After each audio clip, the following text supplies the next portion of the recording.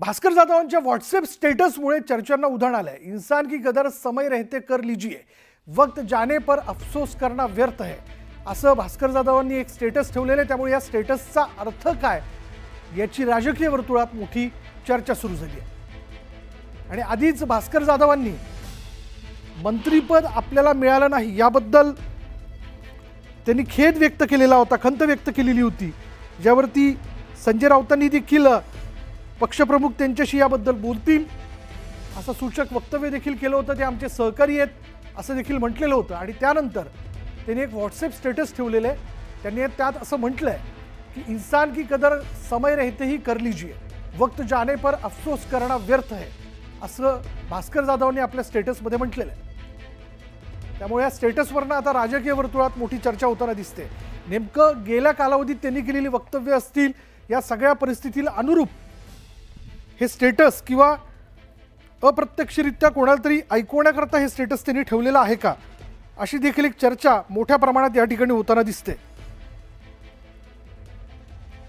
त्यामुळे हे स्टेटस नेमकं कोणाकरता, ज्या पक्षात ते काम करतायत त्या पक्षप्रमुखांकरता, अधिक माहिती आपण जाणून घेणार आहोत। आमचे प्रतिनिधी राजेश जाधव आता क्षणाला आपल्या बरोबर आहेत। राजेश, काय माहिती याबद्दल? बरोबर आहे। एकतर भास्कर जाधवांचा स्वभाव असा नाहीये की ते मागून बोलणार आहे, ते जे स्पष्ट वक्ता आहेत, कारण उत्कृष्ट संशोधनपटू असल्यामुळे त्या अनुभवी म्हणून जवळजवळ मागील 40 वर्षापासून त्यांना राजकारणाचा अनुभव आहे। त्यामुळे भास्कर जाधव नक्की कोणाला बोलतात, संबोधित करतात हे माहिती नाही। म्हणजेच त्याचा अर्थ हा होतो की वेळ आहे तोपर्यंत, वेळ एकदा टळून गेली तर मात्र पश्चाताप होईल, असं कदाचित ते कोणाला म्हणतात हे मात्र कळू शकलेलं नाहीये। पक्षश्रेष्ठींना म्हणतात, इतर पक्षवाल्यांना म्हणतात हे समजत नाही। मात्र एकाकी झुंज देण्याचं काम कोकणामध्ये भास्कर जाधव करत आहेत। कारण मागच्या वेळा ही कालच त्यांच्या जे उद्धव बाळासाहेब ठाकरे जनसंपर्क कार्यालयाचं भास्कर जाधवांचं उद्घाटन झालं, त्यावेळेला मीच त्याला प्रश्न विचारला होता। भास्कर जाधव हे मागील 2-3 दिवसापासून नाराजी अशा चर्चा होत्या किंवा अफवा होती, मात्र हे कार्यालयाचं उद्घाटन झालं, त्याला त्याचं उत्तर समजायचं का? तर त्यांनी पत्रकारांवर एक चेंडू टाकला की हे तुम्ही समजा काय समजायचं ते। त्यामुळे कुठेतरी भास्कर जाधव हे नेहमी खरं तर काही वेळेला कोड्यात बोलतात, काही वेळेला स्पष्ट बोलत असतात। त्यामुळे त्यांचा जो स्पष्टोक्तपणा आहे तो कधीतरी पुढे येत असतो। मात्र भास्कर जाधव कोणालाही घाबरणारे नाहीयेत, कारण जिथपासून जिल्हा परिषद सदस्य होते, विरोधी पक्षनेते जिल्हा परिषदेचे, तिथपासून आज मी तरी त्यांना ओळखतोय, ते मागून बोलणारे नेते नाहीयेत, ते समोर बोलणारे नेते आहेत आणि नेहमी लढणारे नेते आहेत, रडणारे नाहीयेत।